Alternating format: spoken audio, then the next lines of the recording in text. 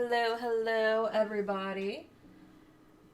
I am Erica Batten, and this is Erica Draw Stuff. So, yeah. Hi, I'm Erica. I draw stuff.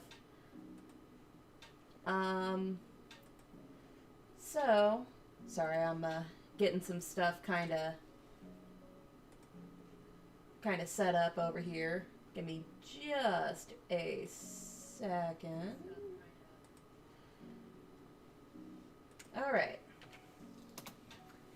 So, as you may have noticed, one second. Sorry. I really should stop waiting until the very last minute to start setting things up. Anyway, I've changed my overlay a little bit. I'm still working on it, but it's looking a little bit better in my opinion. I kind of wanted it nice and informal. And yeah. So instead of a lucky cat, I thought I'd have a little taco panda down here at the bottom. For Patreon, okay. Now I'm all set up. For Patreon, I have been doing polls for what my patrons would like to see on each stream. So if you're interested in that, I would recommend... Yeah, I don't have it on my overlay yet. I'll post the link for anybody who's interested. But yeah, I have a poll. I'm trying to do it every week, so patrons can pick what they want to see. So that's pretty rad. Howdy, reality Helix. So yeah, there's that. I had promised for the Golden Girls painting that it would be a one-off, since this was what actually won the poll. So yeah, I got as far as I could. I didn't get as far as I wanted to last week, but yeah, here's the finished product, and this is for sale on my Etsy store. The original's for sale right now on Etsy, and I will be getting prints made sometime next week, and I'll have those posted as well. So if you're interested, you too can have a copy of this Golden Girls painting, or the original painting itself. So yeah, I did want to announce, you may have noticed I kind of skipped out on doing any streams on Tuesday and Thursday. It's because I'm scaling back to 1 day a week. There's a few different reasons for that. One is I'm trying something a little different. I wanted to sorry, I'm kind of blanking out. It's a little hard for me to talk off the cuff when I'm doing my artwork. And I find myself repeating a lot of what I'm doing with my techniques, and I kind of figure that might get a little boring to listen to after a while. That being said, by all means, always ask me questions, and I'm more than happy to reiterate something to help people understand what I'm doing better. But instead, what I'm going to start doing is, and I have it written out here, I'm going to start writing outlines and doing deep dives on subject matter, just to break up a little bit more of what I have going on. That way it's a little more interesting to listen to. It gives me ideas of things to talk about, and obviously we can go back and forth a little bit. I'm more than happy to interact with people in the chat. Speaking of which, congratulations, Reality Helix. She won an award for an orchid today. And for anybody who may be watching on anywhere else, yeah, I'm friends with Reality Helix IRL. She's been super supportive and hanging out in my chats, and she's also ridiculously good at plants. So congratulations. Oh, but yeah, I think I went off on other tangents while I was talking about this. Tooth Fairy won the poll. So I'm going to go ahead and color that. Also, this is going to be one of the pages for my next coloring book, Creepy Cute. I'm going to go ahead and this is my first volume, and it's a small one. It was kind of something I did on a whim and wanted it for like another comic show. So yeah, this you can also get on Etsy. It is, yeah, it's called Creepy Cute, and it's just, little creepy and cute things. Like an adorable Baphomet. Or a baby Cthulhu. So, yeah. Yeah, I'm working on volume 2. This will appear in it. I'm going to do kind of a mix of fairies and things like that for this next book. But also, besides doing the outlines for my programming, like I said, going down to 1 day a week, it gives me a chance to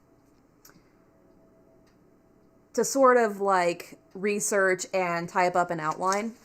So, and this one was really super basic for this week. I kind of leaned heavily on Wikipedia for this, and hopefully I can branch on to other things a little bit better. So, the other reason why I went back to once a week is because I'm actually going to be working on volume 6 of Panty Vigilante. Yay! Yeah, it's been on hiatus for a long time, and it's time I really just get back into it. So, yeah, I'm hoping to have volume 2 of Creepy Cute and volume 6 of Panty Vigilante out by the end of April. I'm going to be selling at Planet Comic-Con in Kansas City. It's April 22nd through the 24th at Bartle Hall. So, yeah.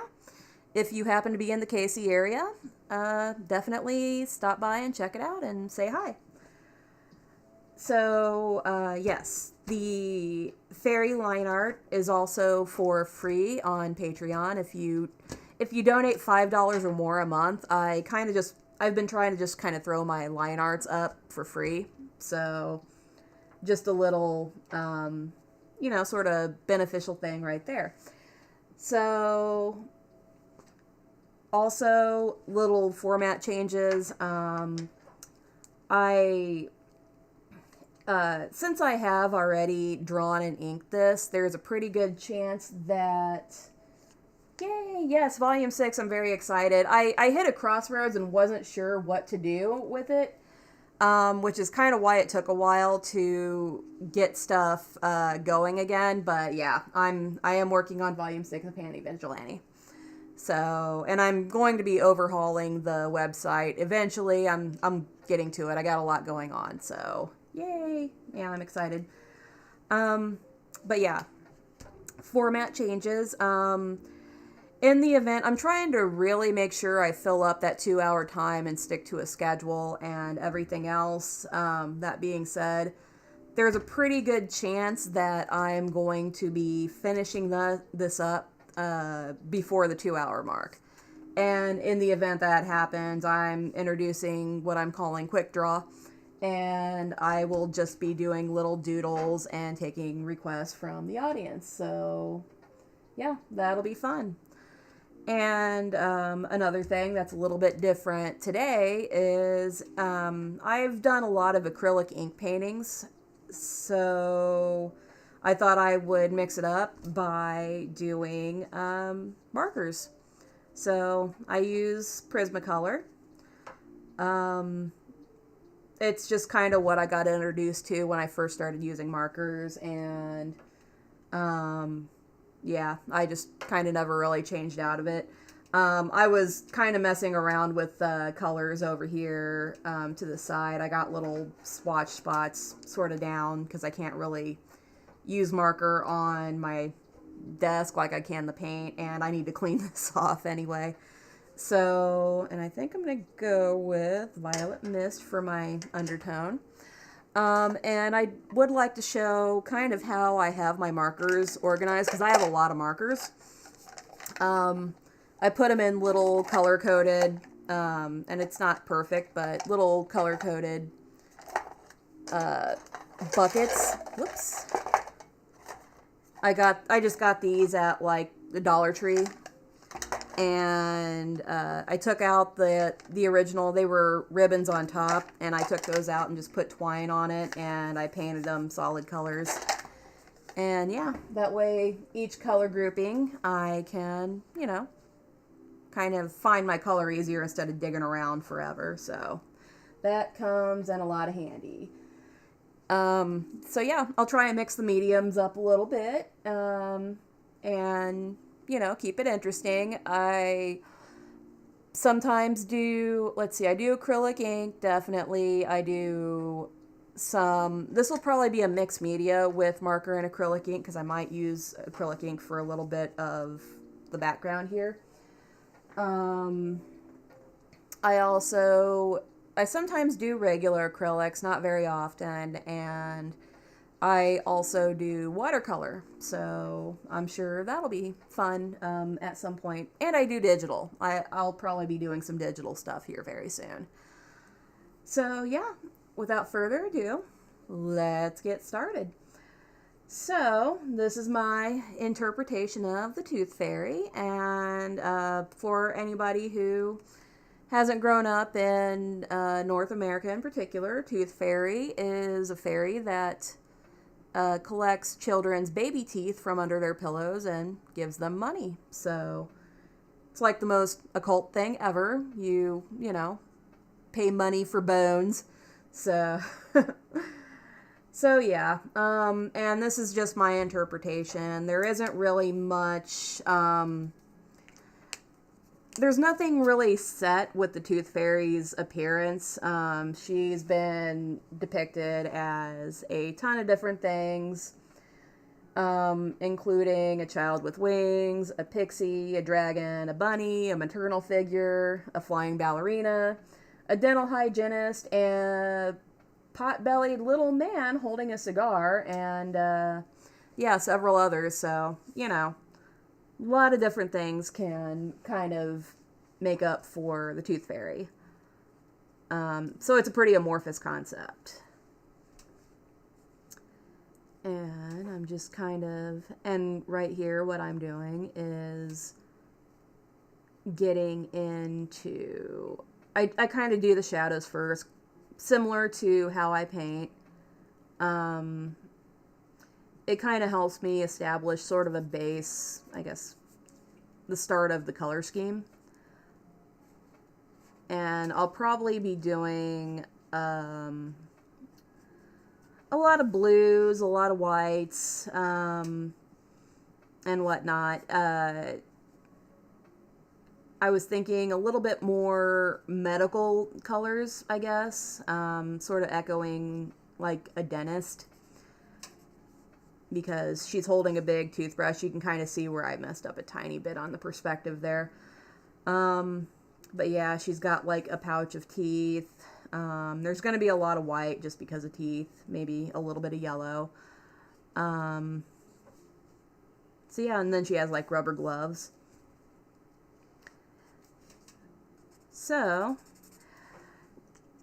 the origin of what would eventually become the Tooth Fairy ritual has its roots in Northern Europe, where, and I told Reality Helix about this because I knew she would be all about it and maybe help lend her expertise where I get things wrong. But yeah, it has its roots in Northern Europe with a tradition known as Tanfei or Tooth Fee. In let's see. Yeah, original writings about it can be found in the Eddas in as far back as 1200 CE. And the Eddas are two medieval Icelandic literary works. One's called the Prose Edda, one's called the Poetic Edda, and it's one of the most comprehensive sources we have on Norse mythology.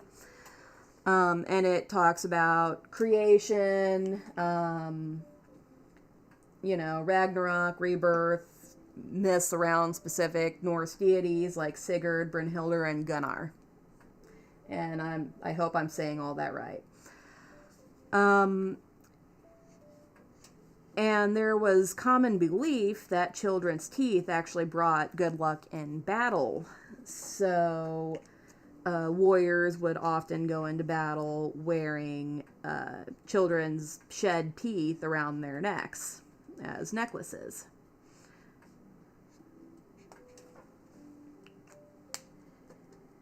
Let's see. And I'm going to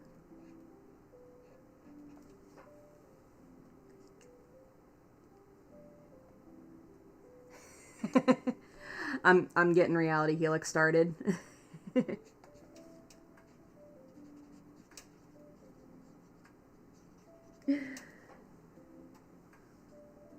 Yes, please feel free to add in anything else. I don't claim to know a huge amount about Norse mythology.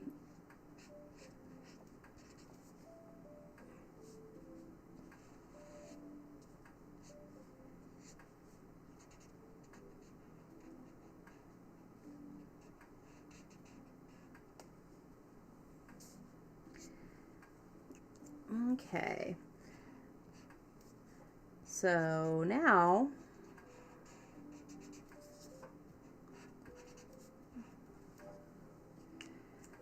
I'm kind of going in. One thing I will say is don't be shy with colors. Alcohol-based colors are actually really good with blending. That shadow probably shouldn't be there, but, what can you do?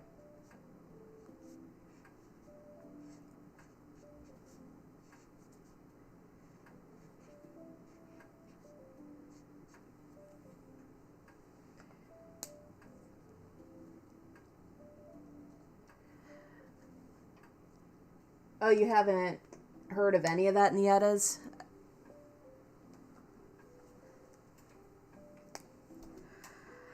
It didn't say what specifically what specifically was in the Eddas. I will say that. It just said that it kind of, I don't know if maybe I read it wrong and it harkened back to that, kind of around the same period, or if it actually said it was in the Eddas.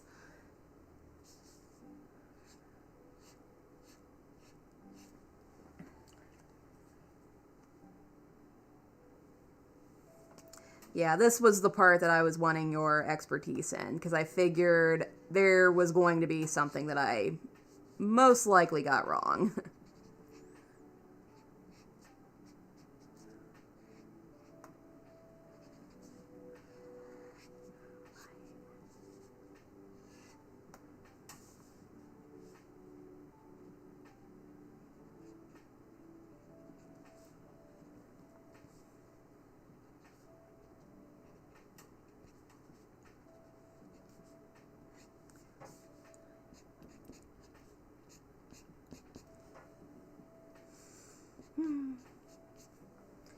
The only thing about tooth fee or tooth gift in the Eddas is that is that Frey was given rulership over Alfheim as tooth gift, likely meaning when he started getting his adult teeth. Oh, okay. That makes sense. So it was usually referenced as kind of a coming of age sort of thing.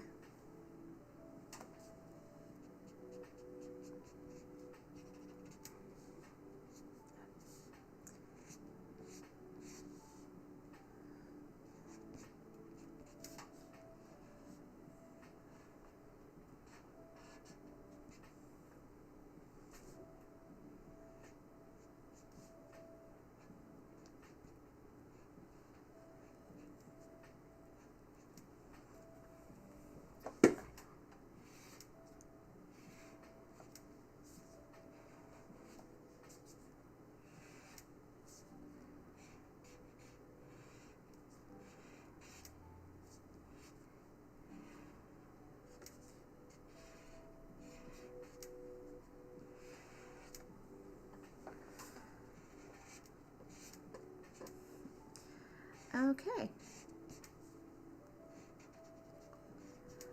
The awesome thing about this, too, is I'm not going to be doing a lot of starting and stopping because I gotta wait for something to dry. So, that's a nice little... And I'm actually going to hold this to the side just in case I need to use it again. So, and I love the little tooth guy. I'm probably gonna make buttons of him. Let's see. And I kind of have a little typed up thing here, so let's see. There is some association with Ulfheden or Berserker wearing teeth as jewelry, but this wasn't borne out historically. It may be an early, entirely modern invention. And it would have been wolf or bear teeth at that. Okay. Yeah, I mean, you always see, like, you know, teeth as jewelry and all kinds of fantasy interpretations, especially barbarians and whatnot in D&D or other fantasy stuff. So, yeah, that doesn't surprise me in the least. Let's see. There were superstitions about children's teeth in medieval England. Children were expected to burn their teeth so they didn't have any hardships in the afterlife. And if they didn't, they would spend eternity looking for their discarded teeth. Which, I don't know about you, but I certainly don't think about my old teeth after I lost them. I got my money and was like, I'm good, and, you know, skipped out.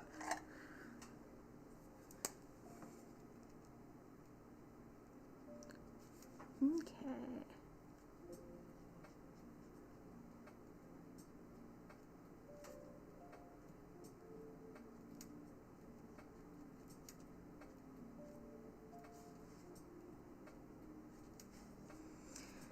And these are my favorite types of tips, kind of a brush tip. You can see where I've colored over all kinds of different colors, but yeah, blush pink, one of my favorite colors. Yeah, just giving her a little bit of warmth.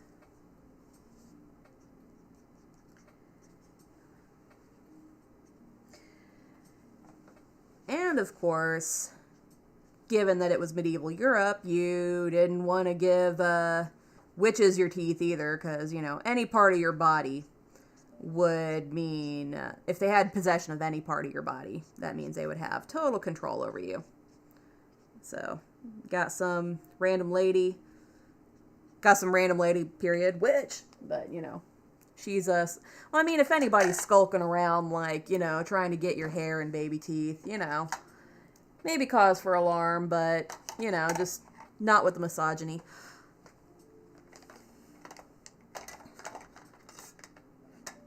Okay, and I'm looking for...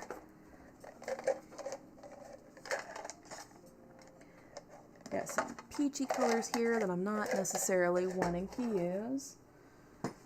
Okay.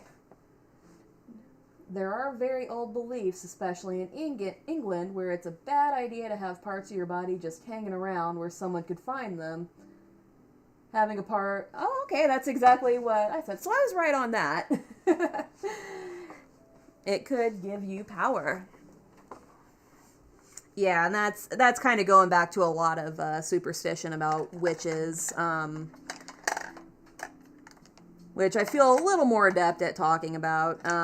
Yeah, you know, basically, and, you know, woman does anything, it's a witch. So, and of course, fae and everything were, you know, that's where we get a lot of our mythology and belief around fae is from that part of the world. Let's see.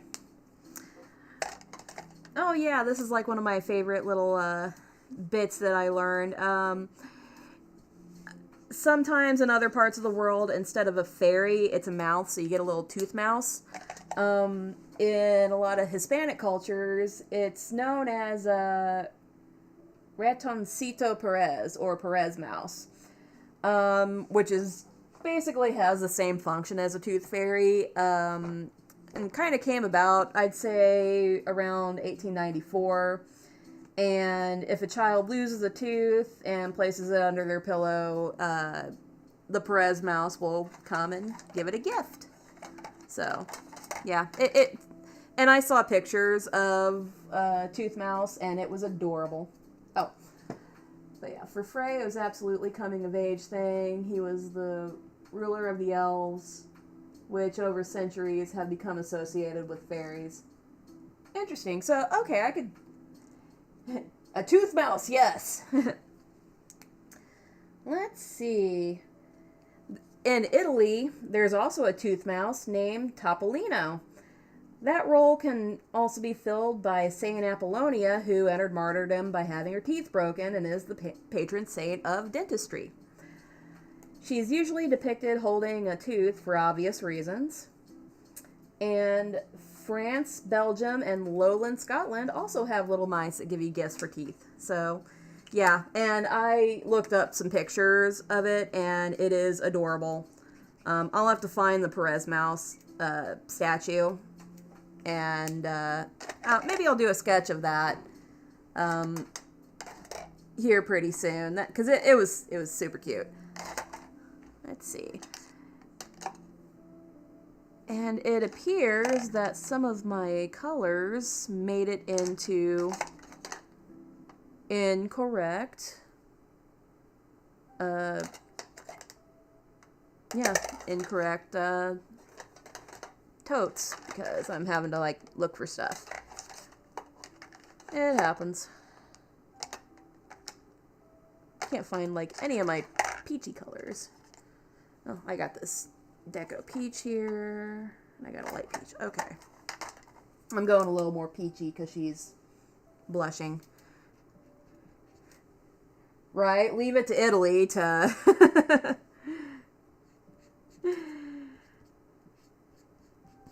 Yep, bring saints into it.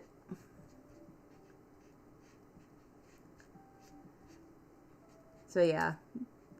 That was probably my favorite thing about learning about this. Like, I like the Tooth Fairy, but I don't know. I kind of love the Tooth Mouse.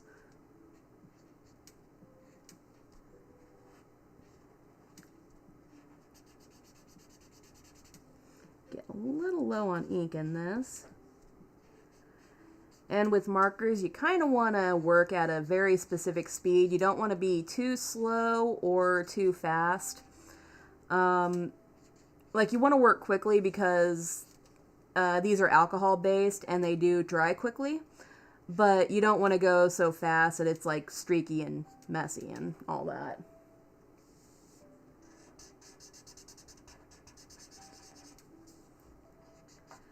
Okay, and this is the light peach. Okay.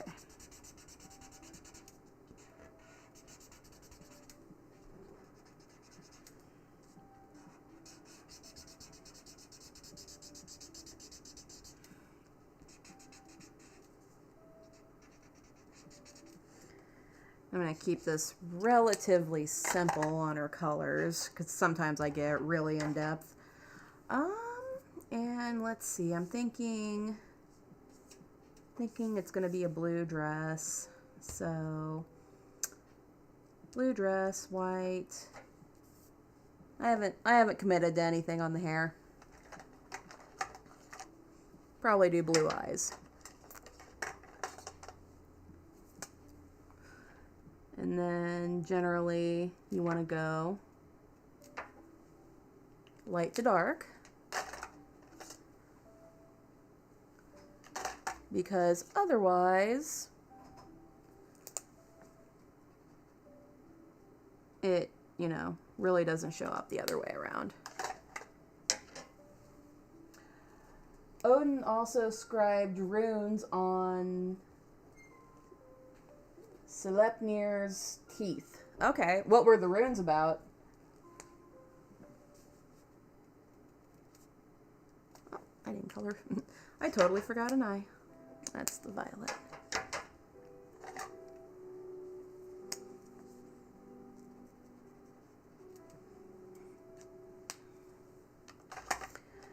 Okay, and I'm looking at slate blue. Cloud blue. I got a lot of cloud blue. I use it a lot for like shading and stuff, usually.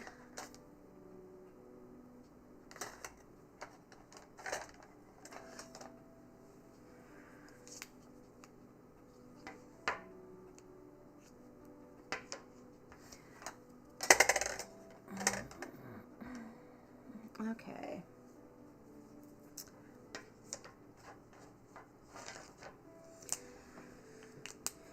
I kind of like this one, Deco Blue. Light and bright.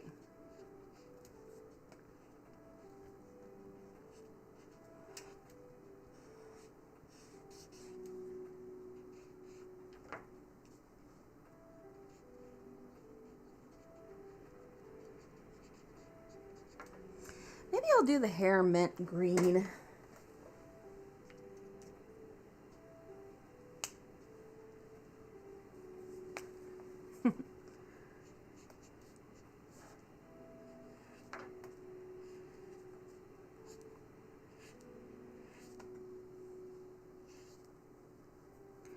Oh man, I kind of missed an opportunity. I feel like I should have done her hair up to look like a little like toothpaste, little. Oh well, next time.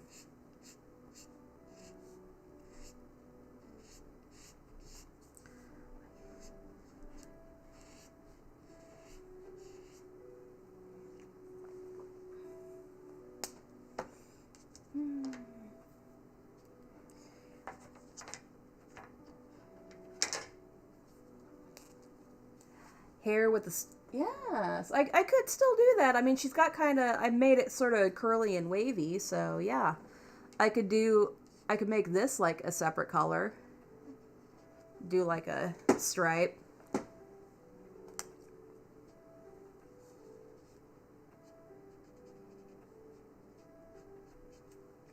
See, now I'm using blue slate.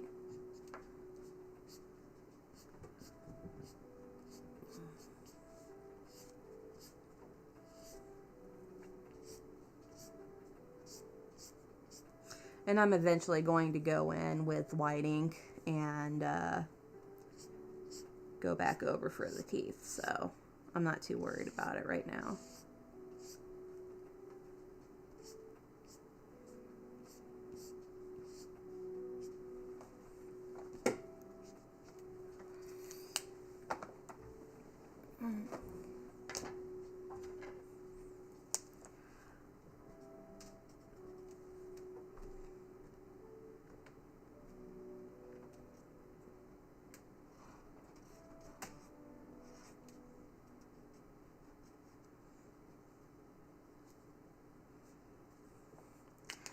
I think I'll do the dark blue under here. This is the under part.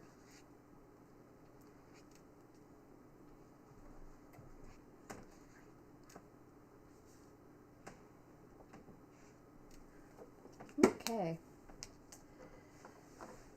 So, we talked about the teeth mice. Going over to South Korea, children, and this one I always say take a really big grain of salt because for how much Wikipedia can get wrong on Western cultures. Asian cultures, I'm sure, even more. So this is what it says on there. In South Korea, children throw their baby teeth on the roof. The hope is that the Korean national bird, the magpie, will find their tooth and it'll mean good luck. Or in some cases, they get a gift like a tooth mouse. So... just like a magpie instead of a mouse. And some believe that that the legend is derived from the word kachi, which was a Middle Korean word for magpies that sounds like new teeth. So, okay, like a linguistic root. Magpies are also a sort of go-between for gods and humans in Korean mythology, which I know nothing about, but it sounds fascinating. So I might have to do some reading up on Korean mythology in the future. And I'm just kind of going down a couple of seams right here.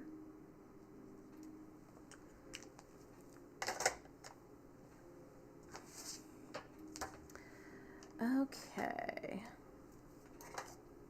Get some nice minty colors. Jade. Deco green. I can use that.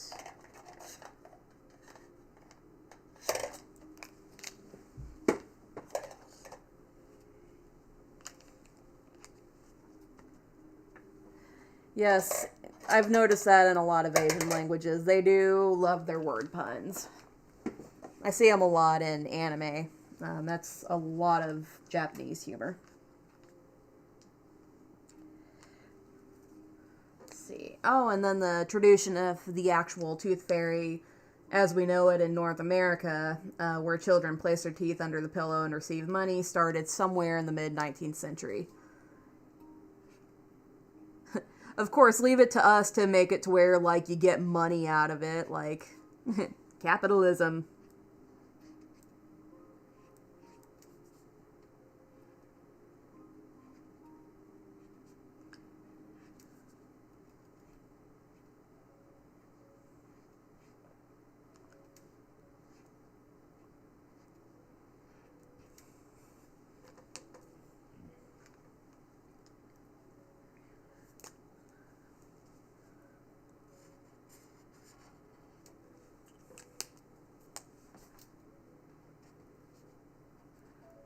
Okay. I have a feeling I'm going to get this done way faster than I had anticipated.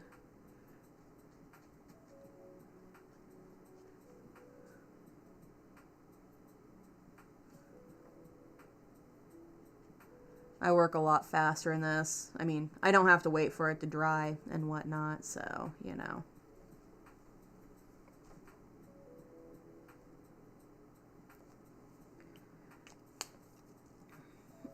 Okay.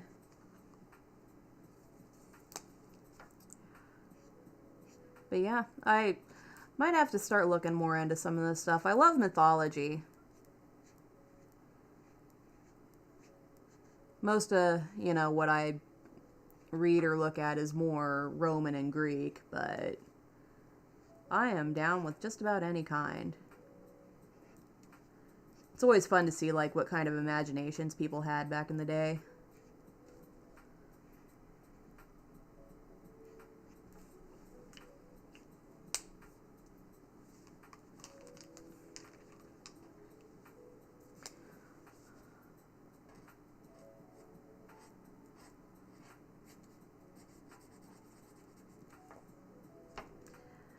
Let's see, I think I'll go, yeah, darker green.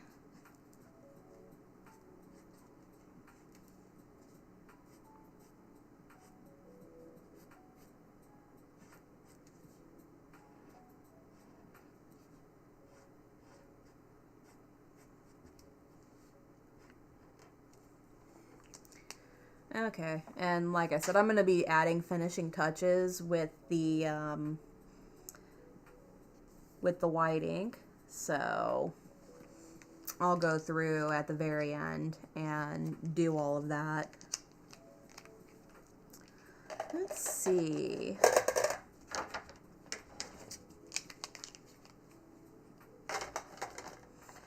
Got this. What do I want to do with this skirt? Do I want to do a different blue? Do I want to leave it? I could leave it white. I think I'll give it a bluish tinge. At least give it a little more dimension.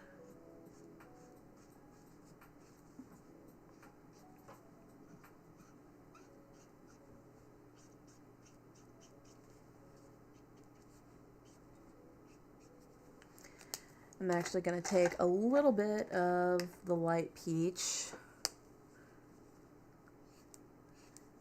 I meant for it to be kind of a sheer fabric, but enough to where it, you know, actually covers stuff. Okay.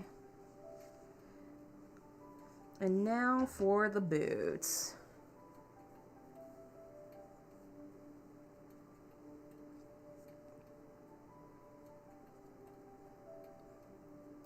I was thinking a red toothbrush, so maybe I'll do kind of like a burgundy color in the boots.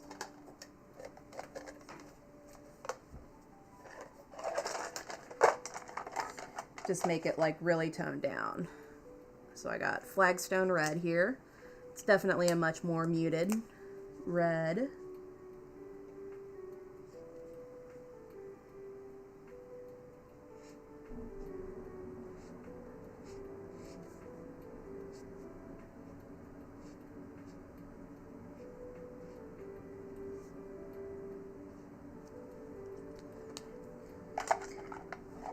Okay. This is another one of my favorites, Tuscan Red. Like a nice, deep, muted red. Oh! The Norse fairy thing might be connected to the 19th century as well. Victorians love to romanticize the shit out of old European civilizations. That they did.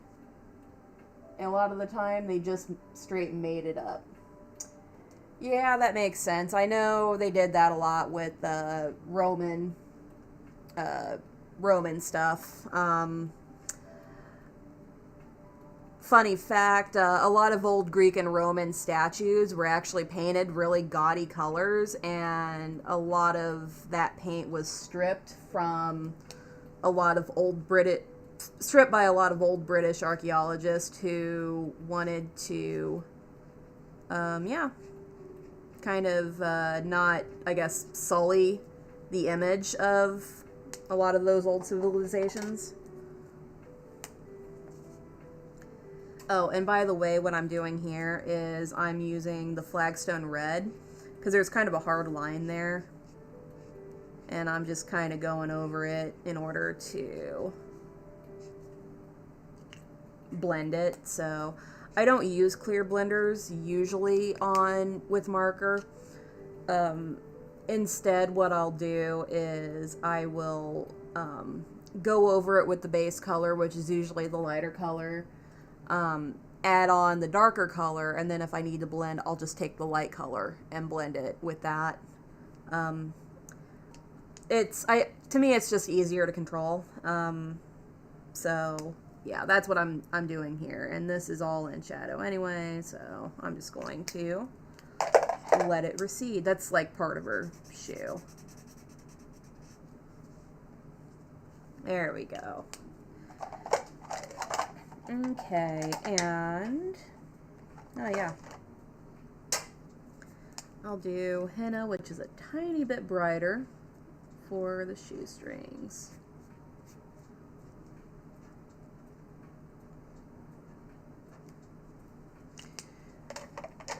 And for the sole of the shoe, we're going to give it a nice brown heel.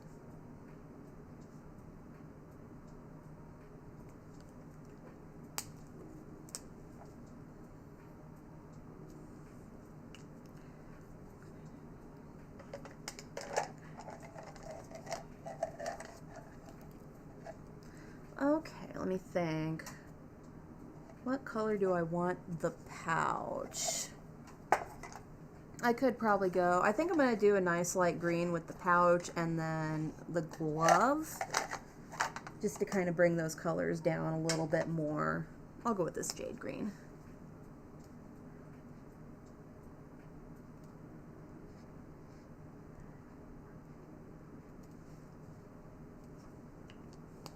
At least to go with the jade green for the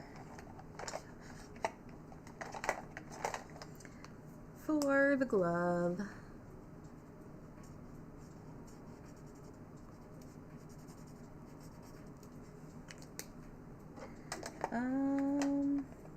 Spearmint.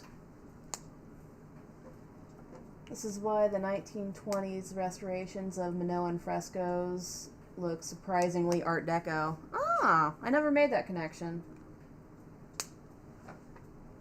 Oh, they had this idea of what it was supposed to look like and remove whatever didn't fit their ideal. Yeah. Yeah, they did a lot of that back then. I guess that was kind of really big, like, during colonial type of stuff. So, yay, the really depressing part of history. Yeah, I didn't make that connection with Minoans and Art Deco, though. That's pretty neat. Okay. Parrot green.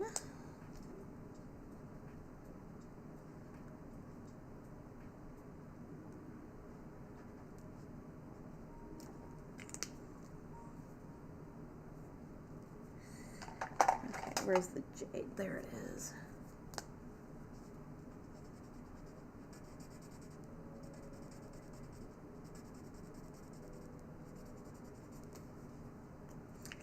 Yeah, the biggest bummer about that was for the longest time I really wasn't that interested in Greek art because I thought it was boring to look at. Greek and Roman art both. And then you find out like it was actually really colorful and everything else, and you just never really got to enjoy it like that because a lot of the color was stripped away. But you luckily, with a lot of mosaics, you get to see a lot of that, at least from the, ancient Romans. Okay, I still don't know what I want to do with that bag. I'm not thinking green at this point. I need to go through, and speaking of blending, blend some of this darker green out.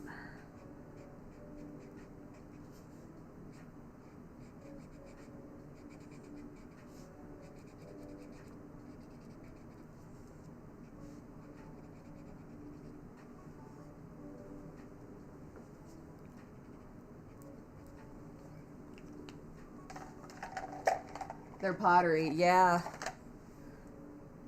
Their pottery is super colorful and full of porn. Oh, I love the Greeks. They were fun. I might just do a brown pouch.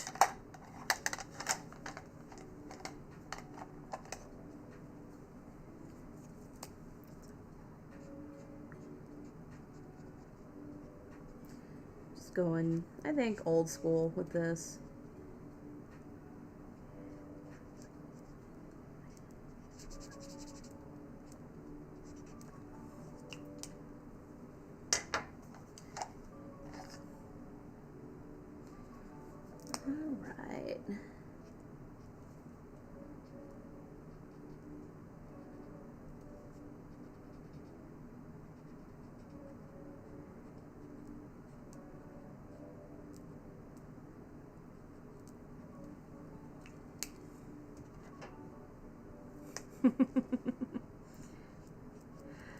I guess in Pompeii there were quite a few Roman mosaics too that were just kind of out in like dining areas and everything, but yeah, they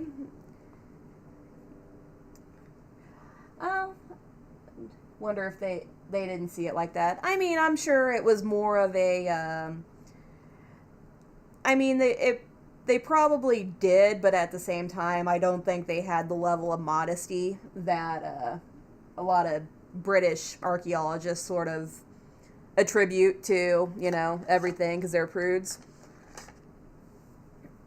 Like, they probably saw it and went, yeah, sexy stuff, all right, It's probably less taboo. That would be my guess, anyway.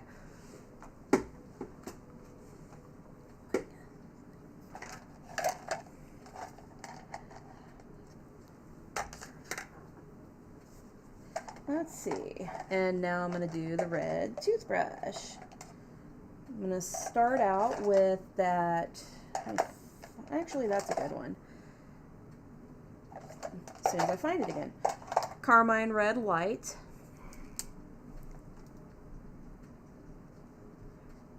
It's really close to the blush pink, but yeah. Get kind of a nice light bright red.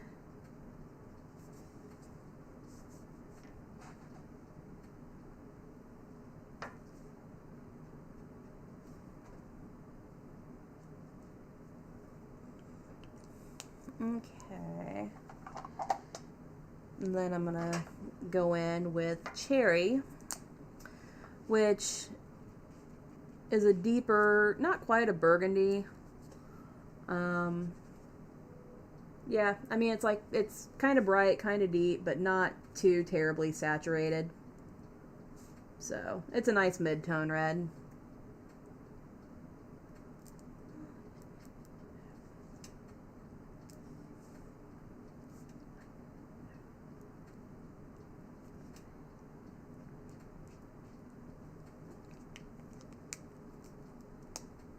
May also have been advertisement. That's true, too. There's a lot of Roman graffiti written on walls in Pompeii, too. Which pretty much sounds like anything anybody would write now. Yeah, such and such is gay. For a good time, go over here, you know.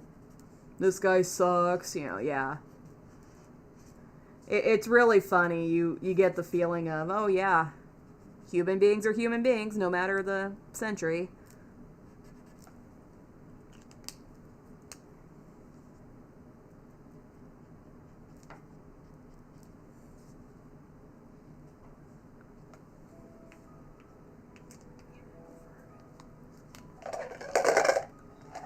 Let's see, I'm actually going to color her lips. I started in with the blush pink, so I'm going to go with the more carmine red. I'm just going to do the same colors, I think.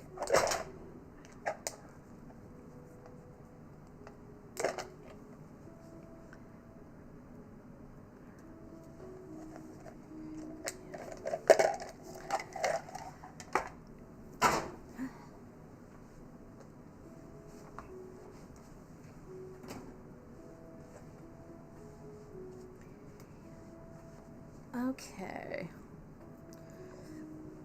And the wings are going to be transparent, but in order to communicate that, I'm actually going to use a really light blue and just kind of do a sheer, I guess, I don't want to say wash, because it's, you know, marker, but kind of a sheer, like, wiping, brushing, because it's a brush pen. We'll go with that.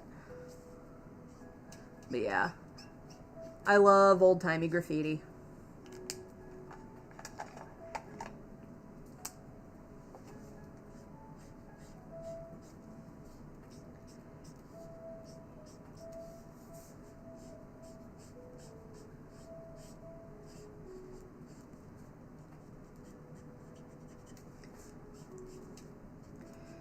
Yeah, I know back in medieval Europe, their sense of humor wasn't...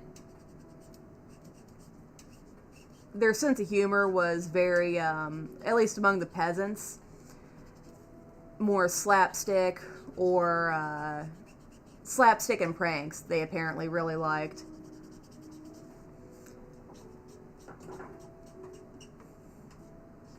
So, yeah, like I said, it's just always funny, you know. It's like, oh yeah, that's so us.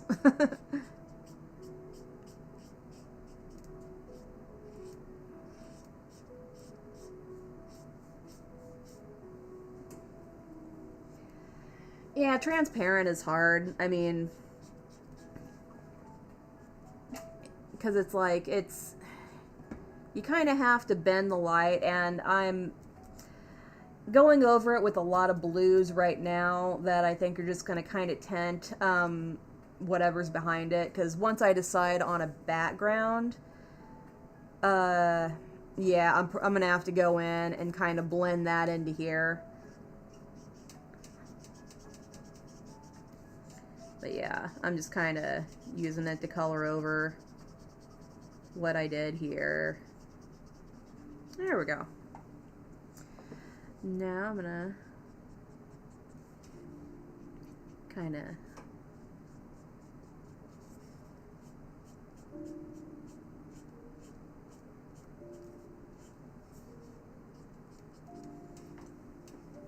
there's Norse runes in the highest Sophia that were essentially just Halfdan was here.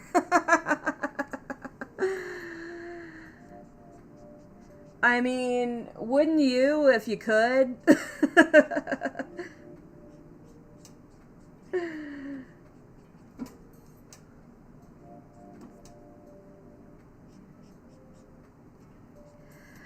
I think one of my favorite, like, just old things from antiquity is looking in, God, what was it, the Phoenicians or the Babylonians? Really, really old, like, you know, old-timey, you know, back when writing was first invented, sort of documents. But usually what you would find were receipts for stuff and, you know, just kind of keeping track of what stuff they had and selling and all that. And there was one where, God, what was it that there was one that was just a complaint for something that he bought. I want to say, was it... It was something like seeds or something like that. But, yeah, he was... Yeah, it's this, you know, old-timey Phoenician guy from the beginning of civilization, like, just complaining about how he got ripped off.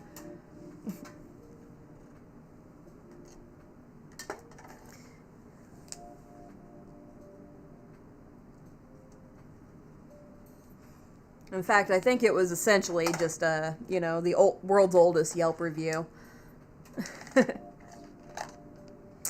Okay, I'm looking for a shade of white called Eggshell.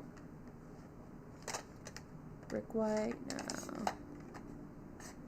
Gray, no. I have a lot of off-white colors.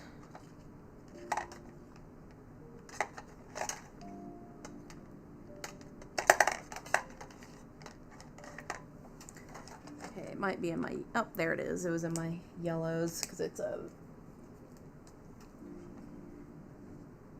okay.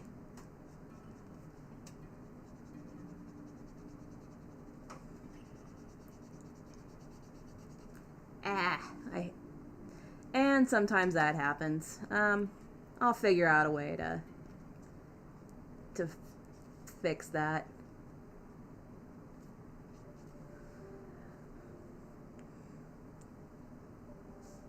Okay, actually I'm going to add kind of that color to all of these, and then I'll go over with white. I think it gives it a little more dimension.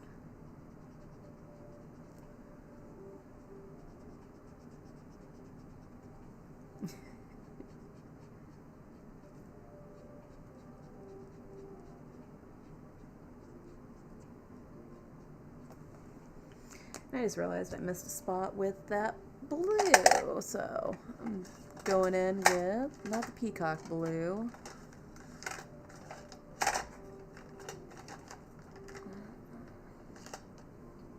Here we go, navy blue.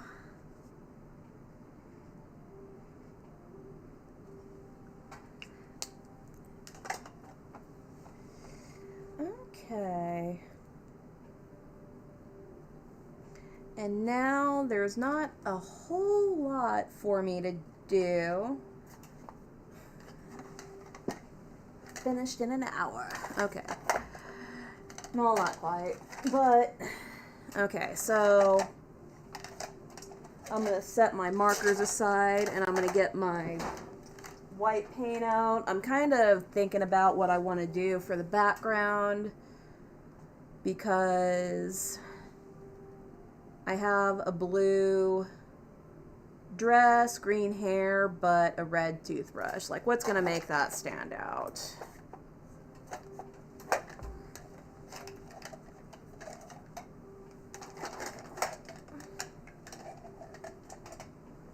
Okay.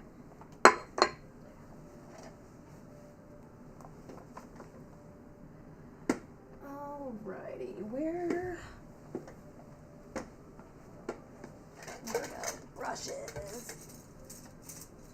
Sorry, I'm like sitting over here trying to reach over. I have stuff like sort of organized and set on the floor. Just to get it out of the way.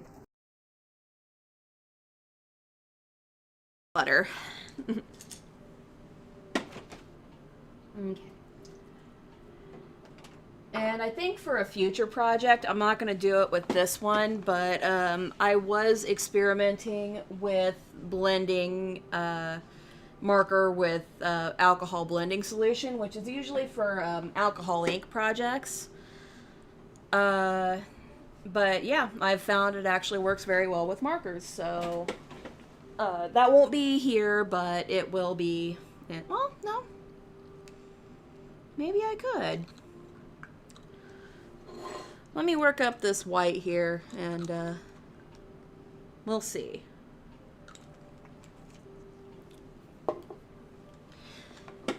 Because I did it with a Mothman painting, and sort of blended around the night sky, and did like a really nice moon, and it turned out very nice.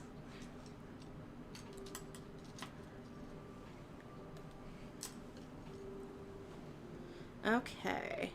Trying to find a good fine point.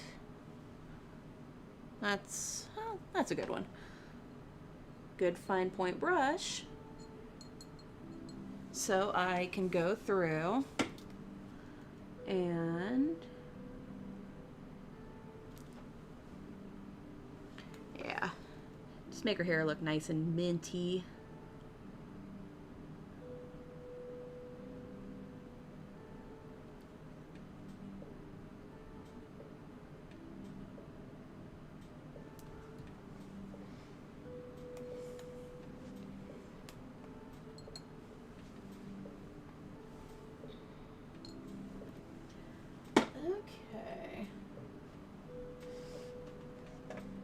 Just kind of want to check something real super quick. Not really at a place where I can see my Twitch people. I'm still trying to get those things laid out a little bit better. But yeah.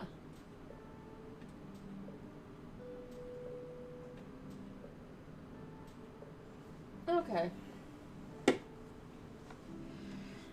So yeah. Trying to keep it to where, you know, Twitch can see me too.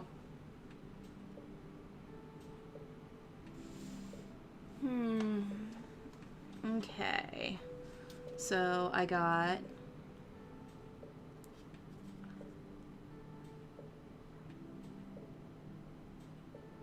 and then I'm just kind of putting a few other streaks in her hair. The mint and white, I thought I'd make it, it's like a nice, yeah, sort of toothpaste look.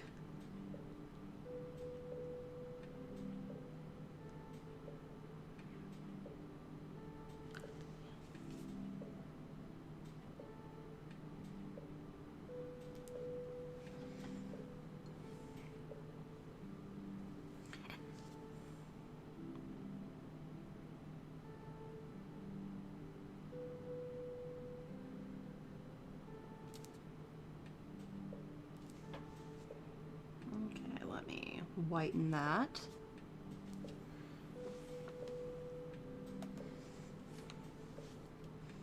And then just doing little points of highlight. Once again, working left to right because I am right-handed.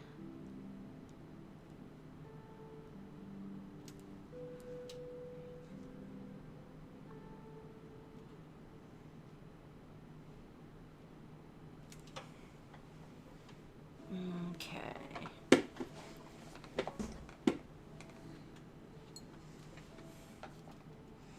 And let's see, let me get some highlight spots up here.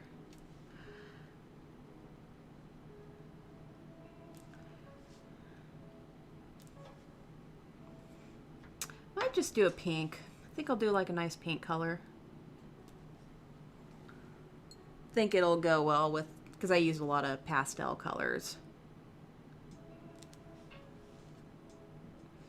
Okay, and yeah, this is kind of where I messed up a little bit.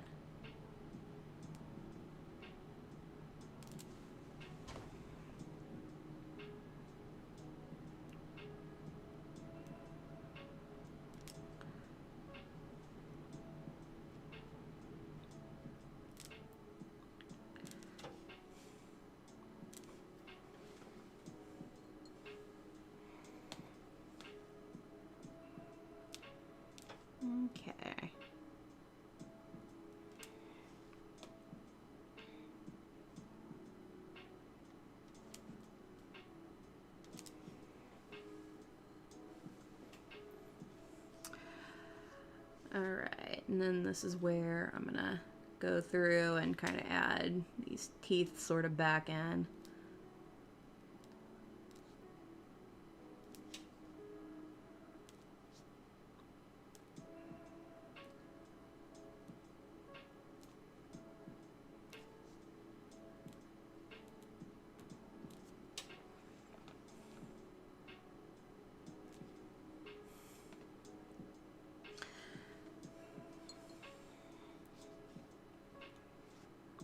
Okay, and along here.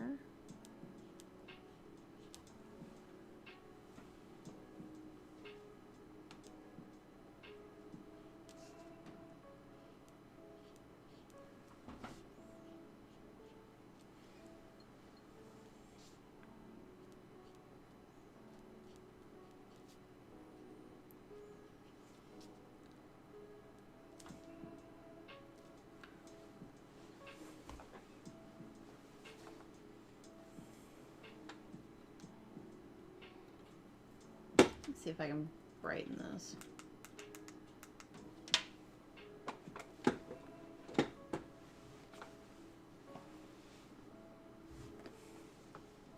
Okay.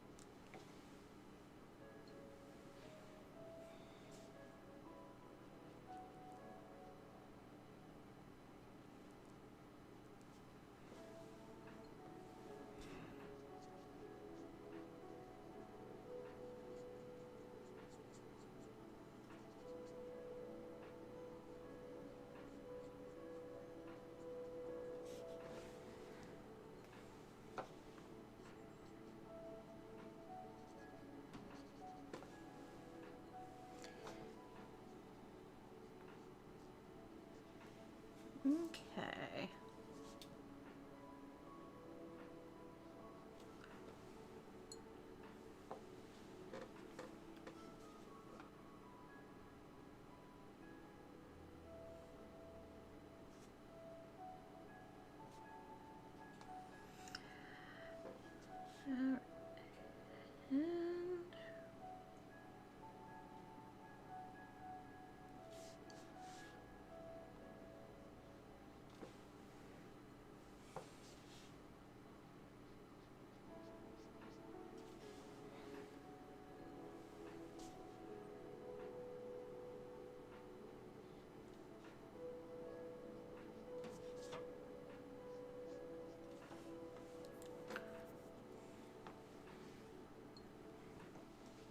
Okay, now let's see, we can clean up this tooth guy.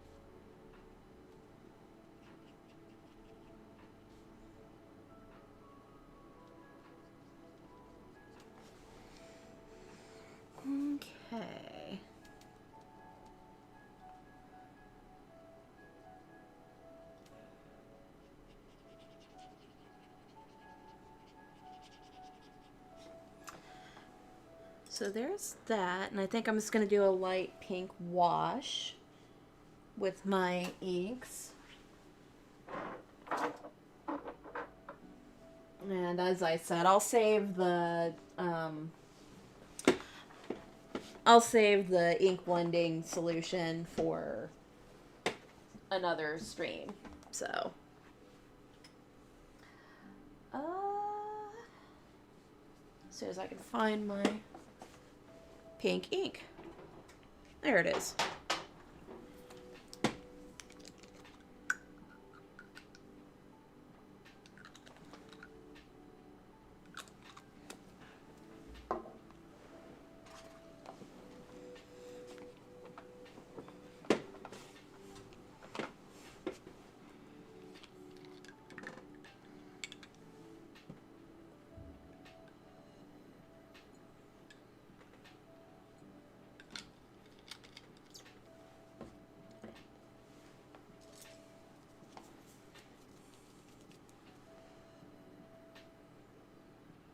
Okay, so I diluted it a lot, and yeah.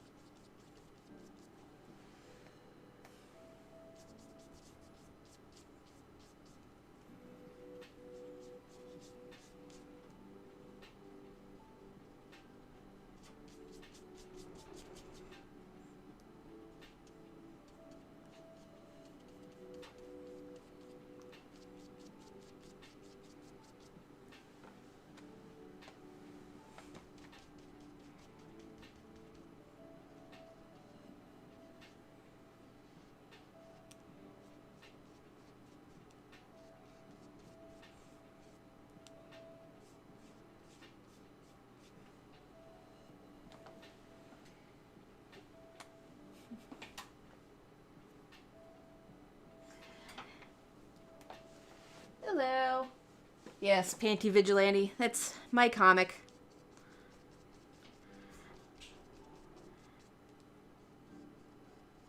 It is about an underwear-themed superhero who was struck by panties and absorbed their powers. So...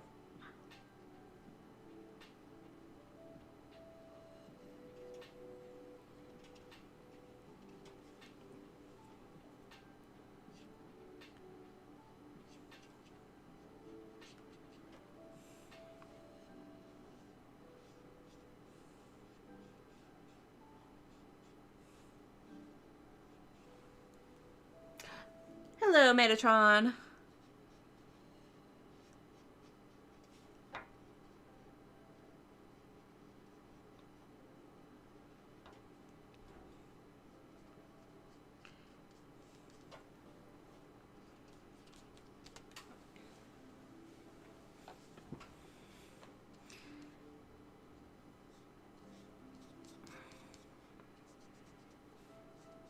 Okay, and I'm just kind of doing a wash and a little bit of a white border around them.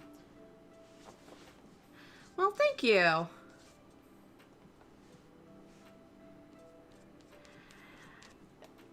Panties do have powers when they come from outer space.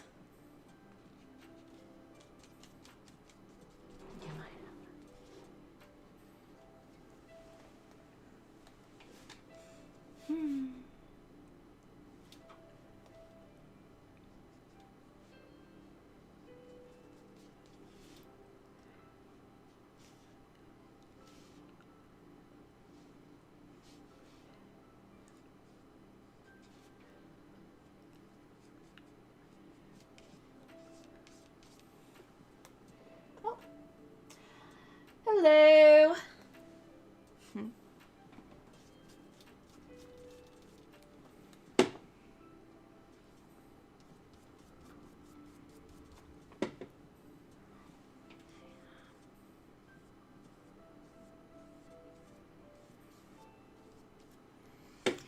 Okay.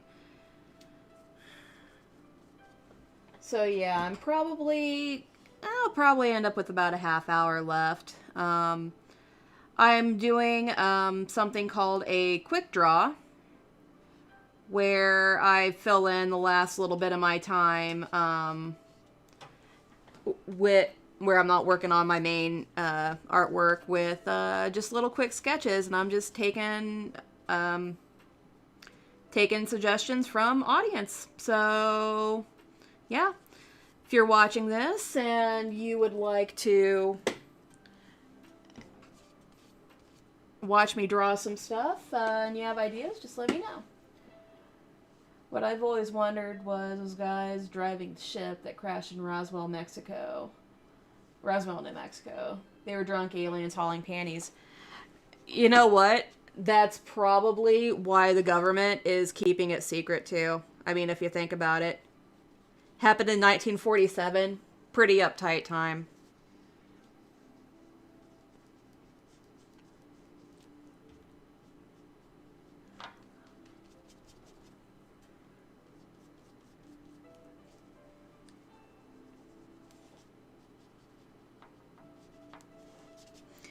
All right.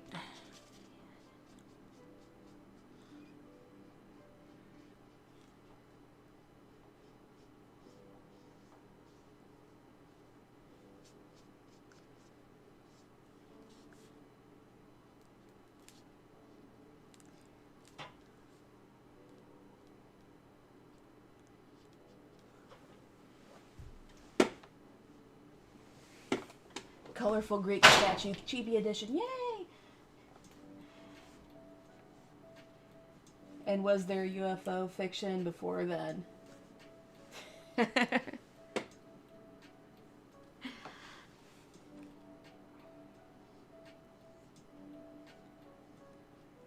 Maybe that's what all the mythology is. Is like, I mean, because you look at, like, you know, Greek and Roman mythology, that's like all sexy stuff, so, you know, they would have been all about underwear back then, so. It's like an ancient alien sort of thing, only, you know, with underwear.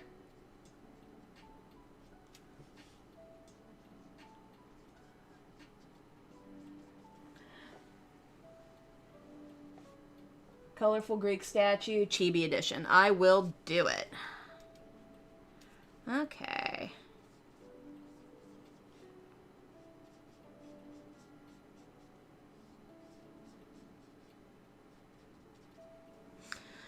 Okay, and then getting back into the transparency on the wings. Ancient panties, there would be no evidence, no fossil record even. Exactly. You can't tell me that there was an ancient panties.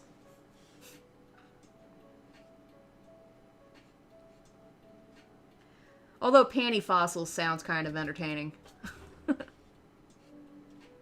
Okay. So I'm doing a really thin wash here for the transparency. But I'm not being too, like, exact because... yeah.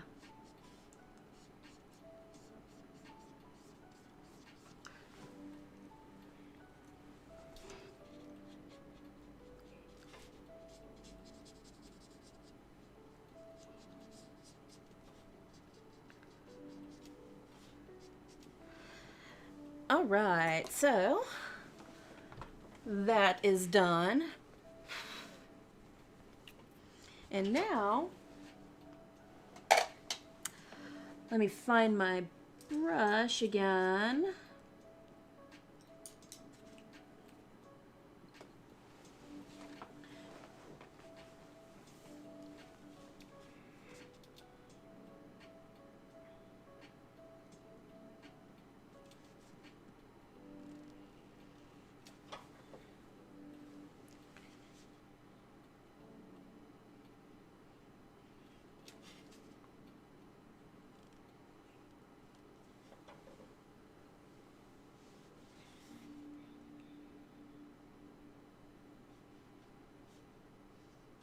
Okay, and now I'm just kind of doing highlights on the wings.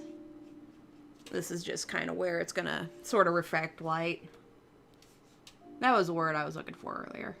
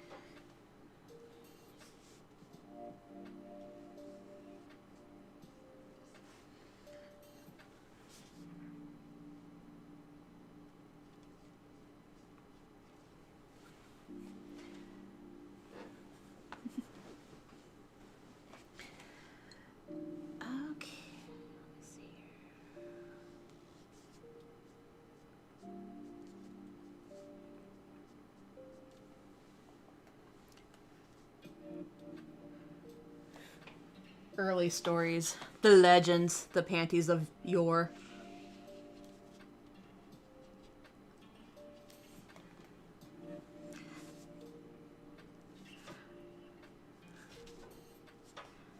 Okay. And there we go. I think I'm gonna say this is another one in the books. Heliocentrism. Alright, I'm going to write my name on it.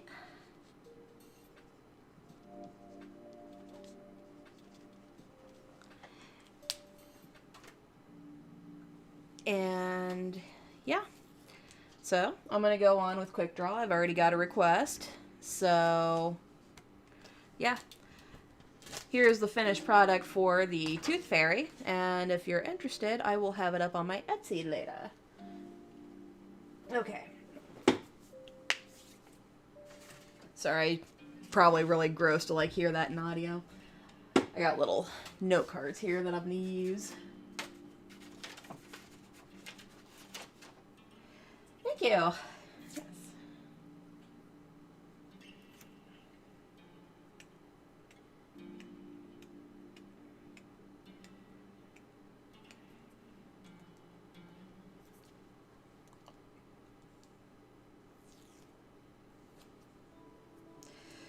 Okay.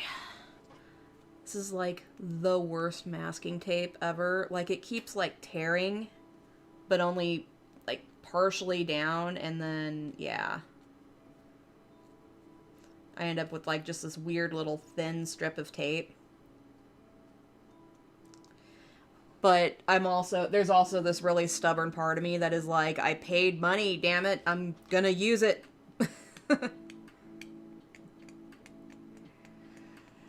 Alright, yeah, you can see where it's like,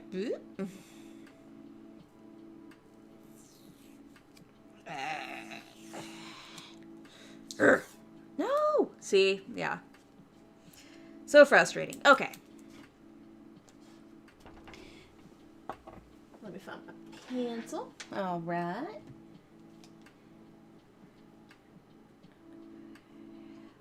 Okay. Find an old Greek statue.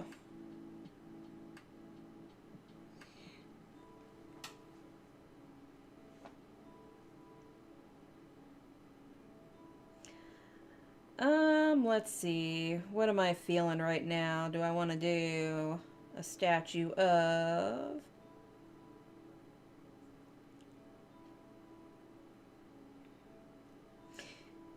Here, we'll do Zeus.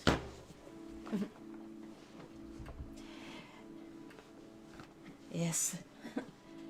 People knew there were other worlds in which panties had fallen from the sky, giving whatever life might be there, had been exposed to their powers. It's true, like, we're all star stuff, it's all, like, Big Bang type of stuff, but actually it was panties. They were here before we were. Okay. Do a little chibi Zeus here. Is that Zeus? Oh, it's Hercules. Okay. Well, we're gonna do a chibi Hercules. The most garish... Okay.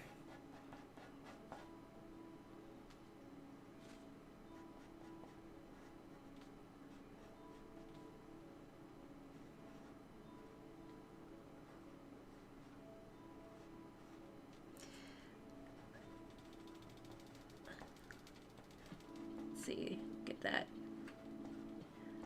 beard in there.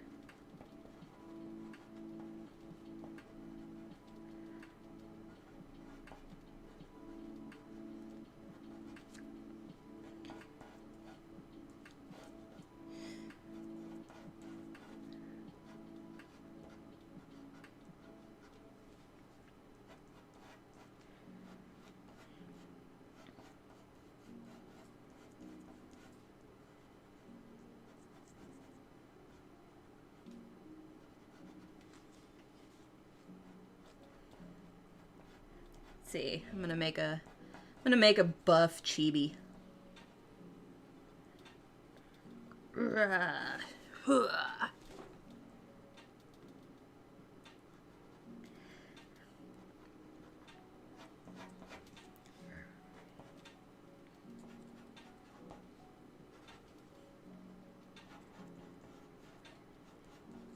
Just give him one like really big, strong buff arm.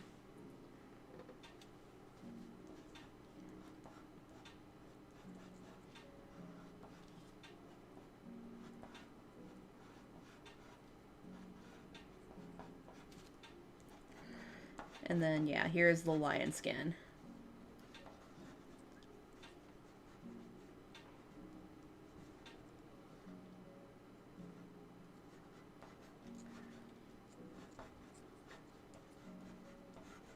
Okay. So, we're gonna go super duper garish. Let's see, I'm gonna do...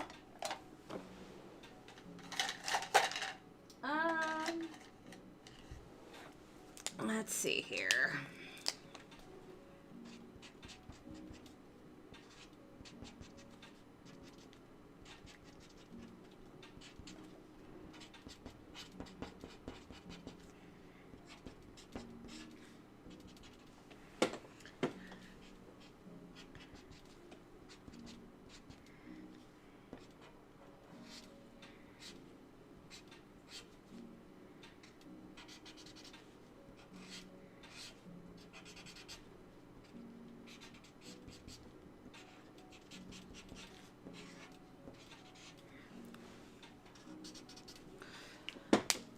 All right.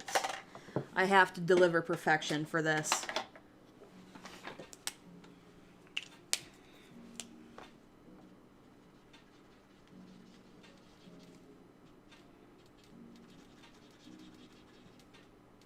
Oh, I forgot his ear.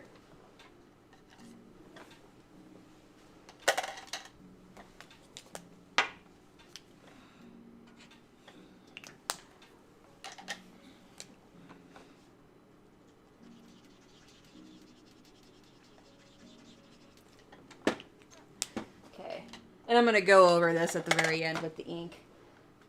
Let's see. We'll do like a bright yellow and a bright freaking orange. There we go.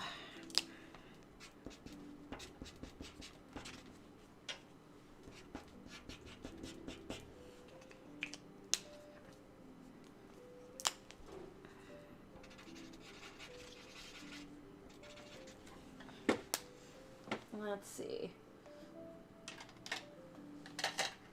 And you know what? Purple was royalty. So here we go. It's marked out with a little X. A nice bright purple. Did Blanche Devereaux own a pair? Well, she was the creator. So, I mean, you know, she's legendary. How do you think she got all the men?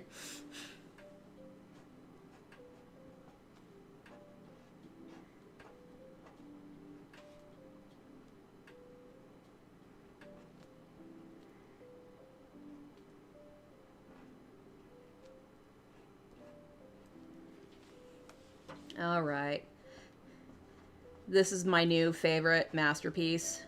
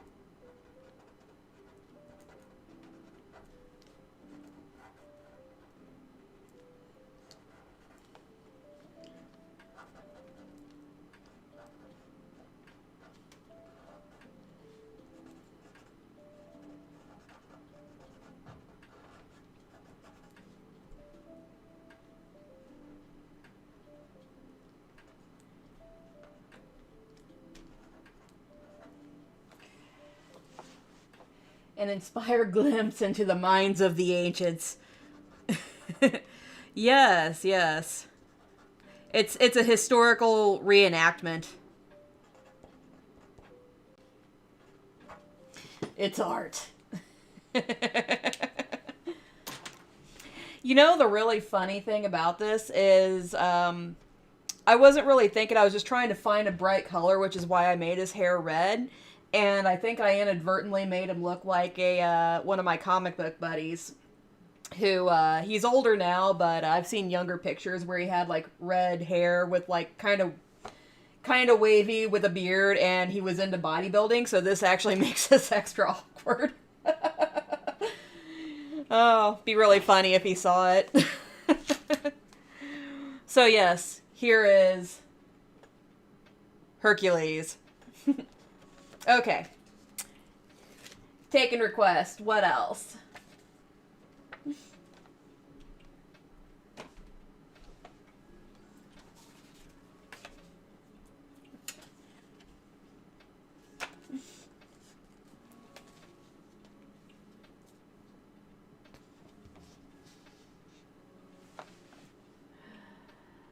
Actually, I think I'll do a tooth mouse.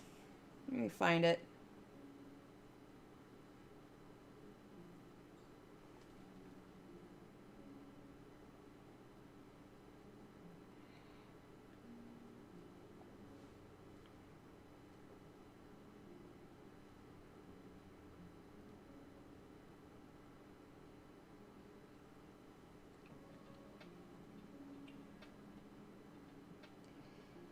Okay. By the way, this is the little statue of Perez Mouse that I found, and it's adorable. So I'm going to do that for this next one. Unless I have any other requests.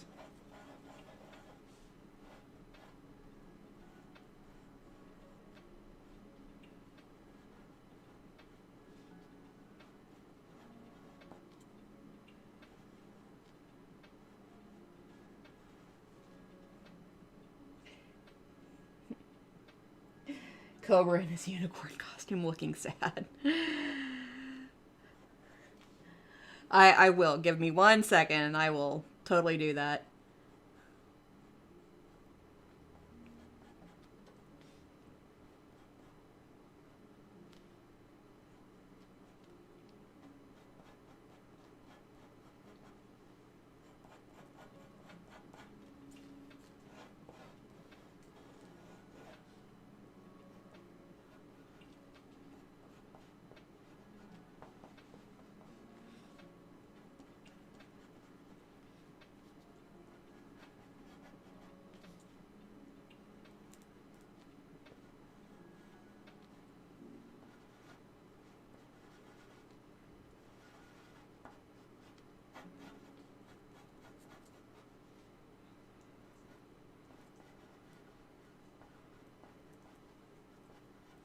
Not quite sure what his hand's doing there.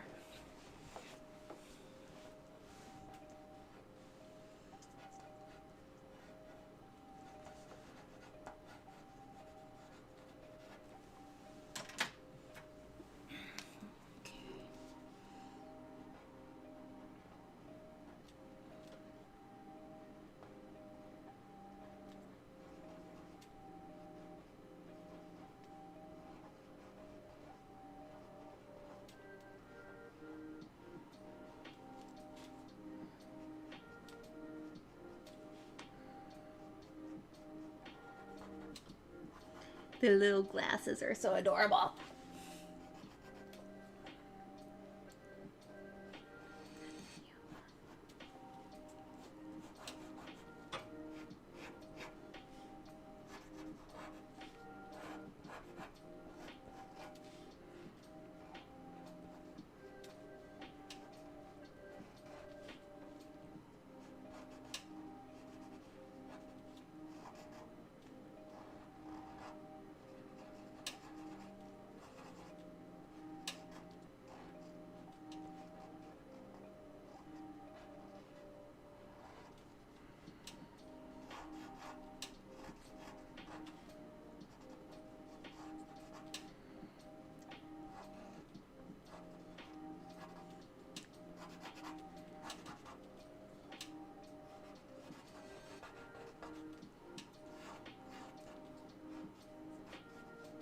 Okay. So, I'll have to do a more finished drawing of that. Okay. My cat's Cobra in a unicorn costume looking sad. You know, the real tragedy is I don't know what happened to that unicorn costume. And for anybody who is not in the know, Cobra is my cat. And Reality, Helix, and Metatron were cat sitting while I was in between places. And yeah, I got a picture randomly of him in a unicorn costume, and you could tell that he was not happy.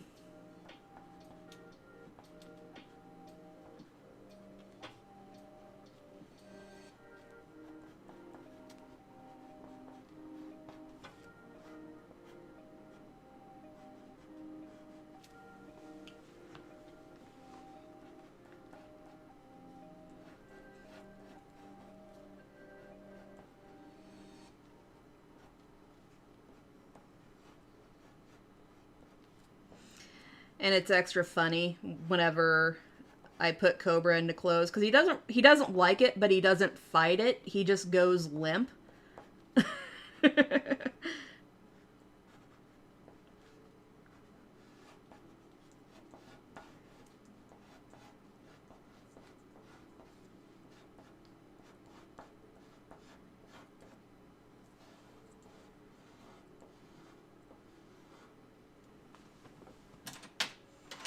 Okay.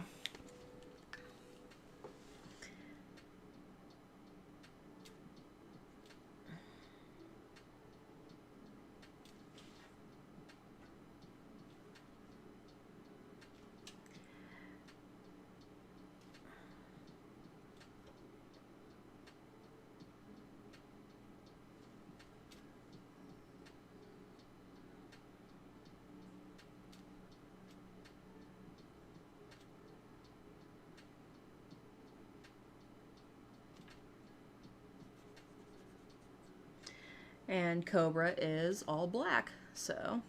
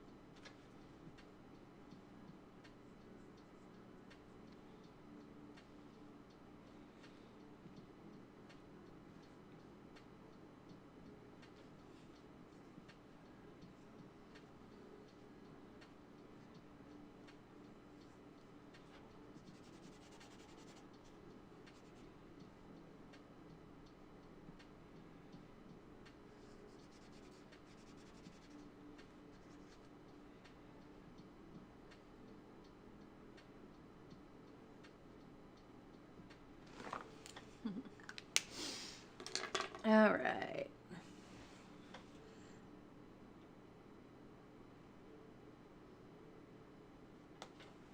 There we go.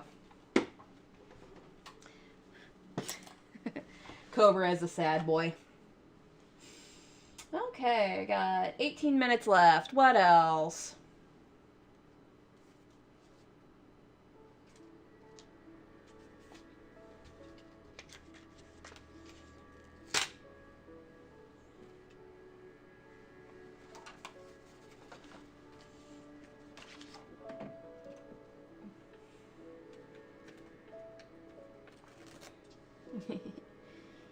Cobra's a sad boy.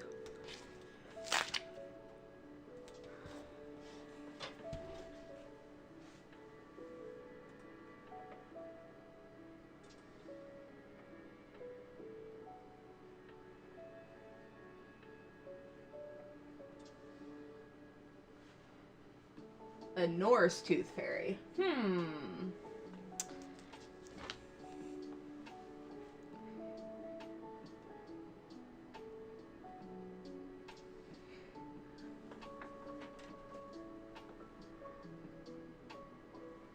Let me see.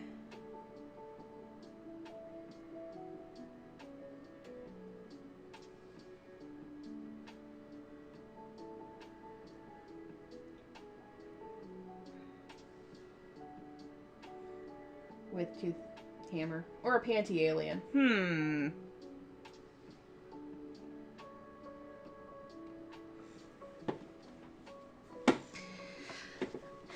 I think for right now I'm going to do the panty alien, but hold that thought on the Norse Tooth Fairy. Okay.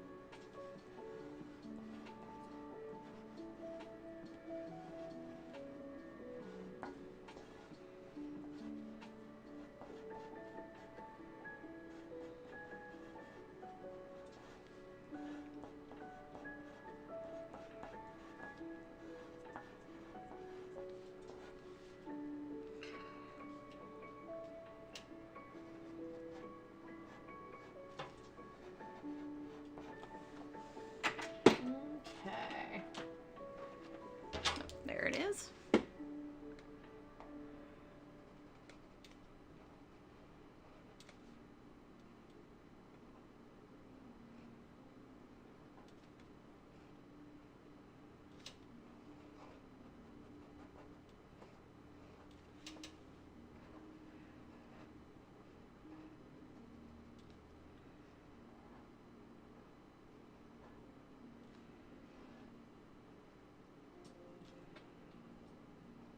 I think this is looking more like a panty mimic than a panty alien. But, you know.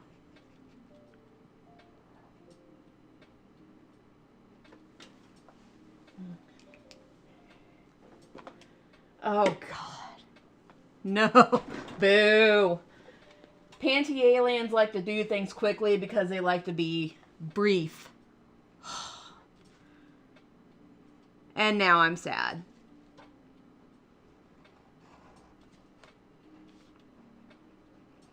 Now I'm the sad boy and I'm not even a boy.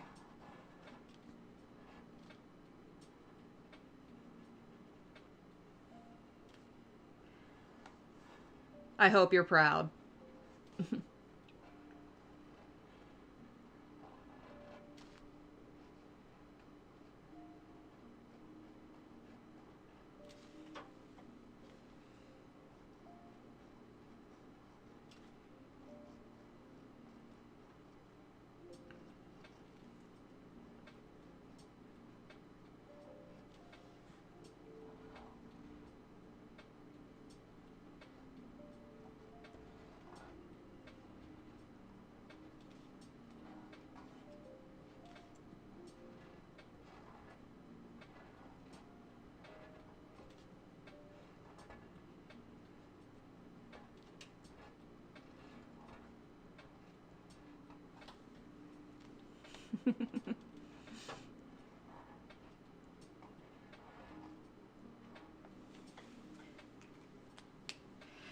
Well, here's a glimpse of what one would look like.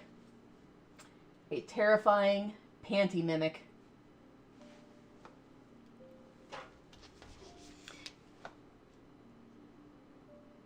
He has drools too.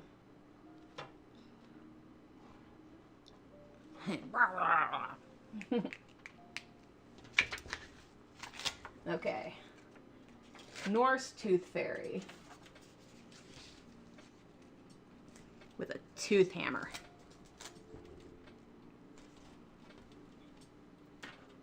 Actually, I'm just going to draw straight on with a pen.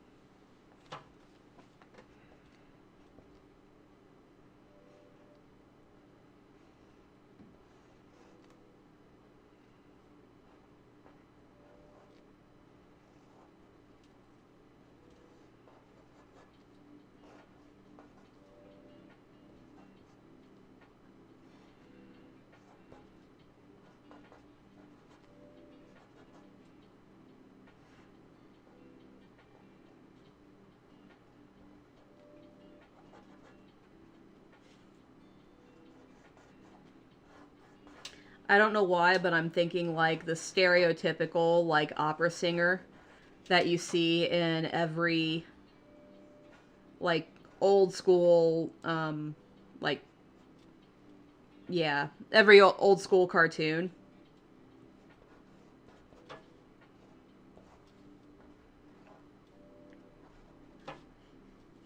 Kill the wabbit, kill the wabbit, kill the wabbit.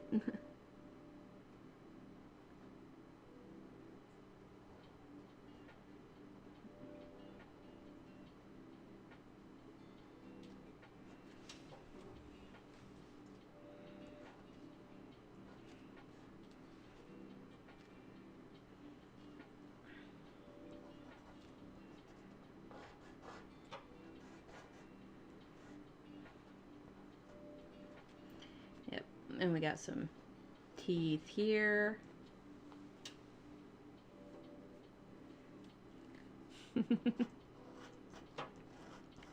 Let's see, I'm going to have the skirt go down like that. You know what? I'm going to have her, she's going to have shoulder pauldrons that are going to be teeth too.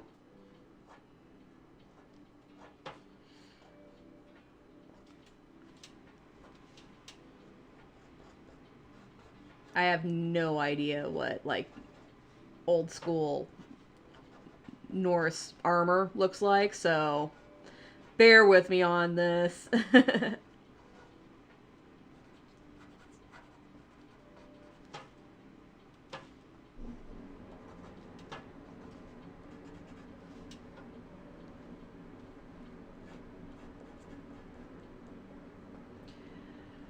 Well, yeah, everybody thinks of the Animaniacs. How can you not? Okay, and then we're gonna have... We'll have, like, canine teeth. Right along here. That way. There we go. Big buff. Oh. Give her wings. That you can't really see. So, yeah. Yes, a tooth Valkyrie.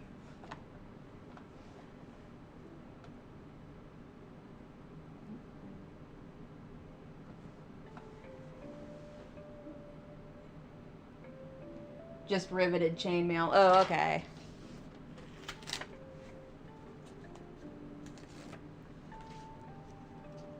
Well, I went with the, you know, Bugs Bunny version.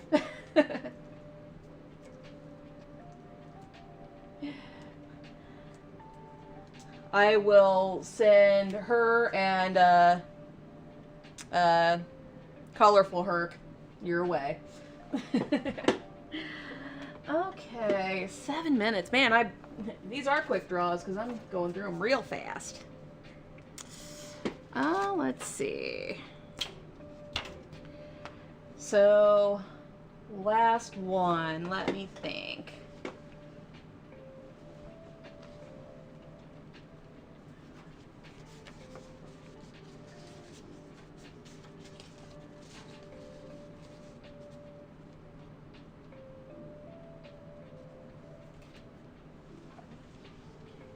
Tootha. and write sagas about her. Excellent. Tootha, the dental Valkyrie. It's the year of the tiger. Ah, all right. Tiger it is.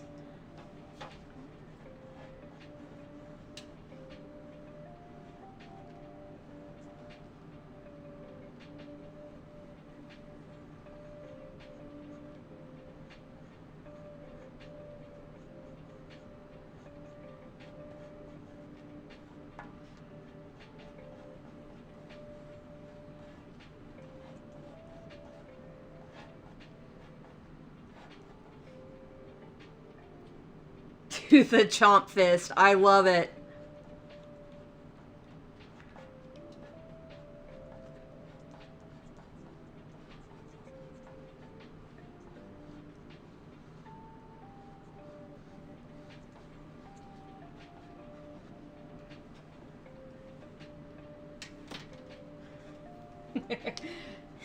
Yes, to the chomp fist.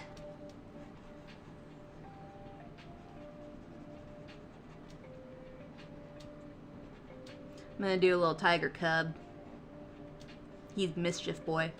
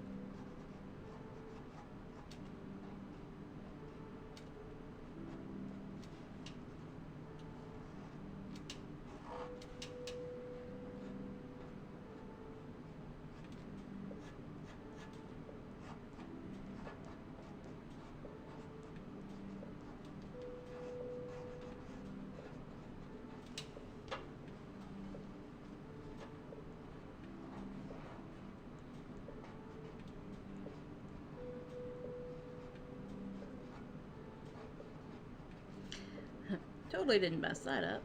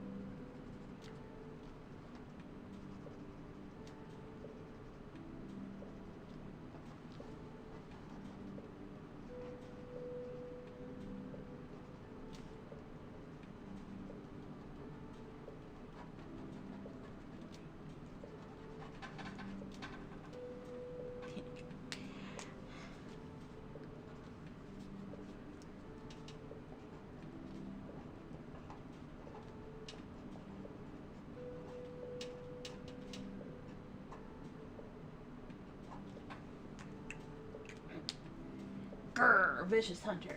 Okay. I'm going to call that done for tonight. I got 3 minutes left, so yeah, just reiterating. I'm cutting it down to 1 day a week on Sundays at 6 p.m. Central Standard Time. And yeah, that way I have time to work on other projects.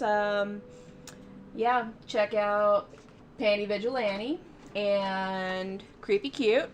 You can find those on my Etsy store as well as my Golden Girls painting. So yeah,